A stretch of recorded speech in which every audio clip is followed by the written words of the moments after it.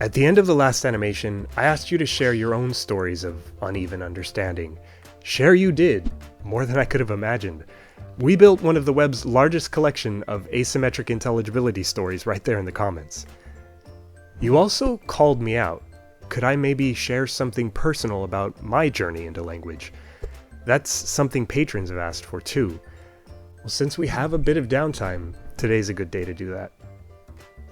In my life, there hasn't just been one thing that connected me to language. It's been a bunch of small moments, little experiences. Some of these end up in my videos, so I guess keep watching to get the full story. But if I'm sharing personal experiences, it might have to be this one.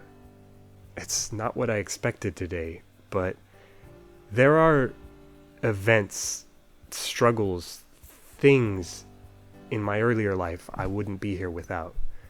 These are my scars. Literal scars at the time. It's so superficial, but as a kid, I was kind of shy. It's something I slowly grew out of thanks to a happy family, team sports, great friends, until I ran into that life wall called adolescence. That means different things to different teens.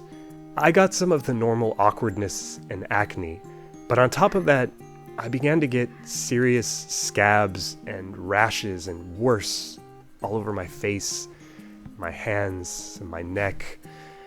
I tried to cover it up, or at least play it off. I couldn't always find ways to cope. I'd make it through a school day and I'd rush to be alone, study or draw, or ride my bike, off on my own.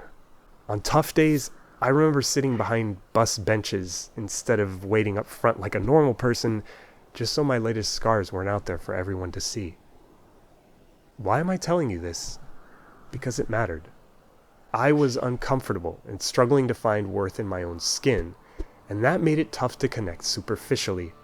I had to look past my skin and lean on ways I knew to connect on a deeper level. I did this with language.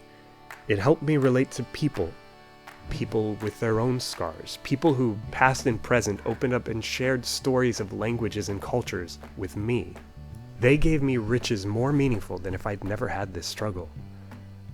Eventually, it took years, but eventually I got a diagnosis. My skin was sensitive to fragrances. Laundry, deodorant, cologne, shampoo, hair products, washing dishes, they were all leaving scars. I made changes, and the scars healed. That's what they do. I remember the day my mom helped me take off my sheets and wash everything in fragrance-free detergent.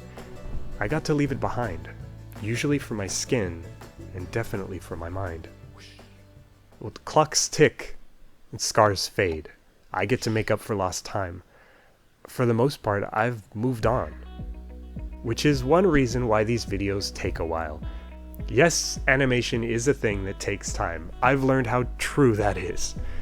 But there's more to my story. In an effort to be a productive part of our future world and pay for those handbaskets of food, I've been on my own years-long journey to be a better programmer. Maybe a bit later in life than I expected, but while you've been watching, I've been putting in the work, taking classes, getting certified, coding projects. This balancing act doesn't pay well, but in many other ways it's been rewarding. It even shapes the videos you watch. Now, the part of my journey that would become NativLang is another story, one I shared with patrons, but I'm compelled to keep coming back, partly because of those earlier days when language distracted me from my scars. Well, I've talked about where I've been. What about you? What has language meant to you? Was there a little moment or a meaningful experience? I offer patrons much gratitude for all your support, and thank you for sticking around and subscribing for language.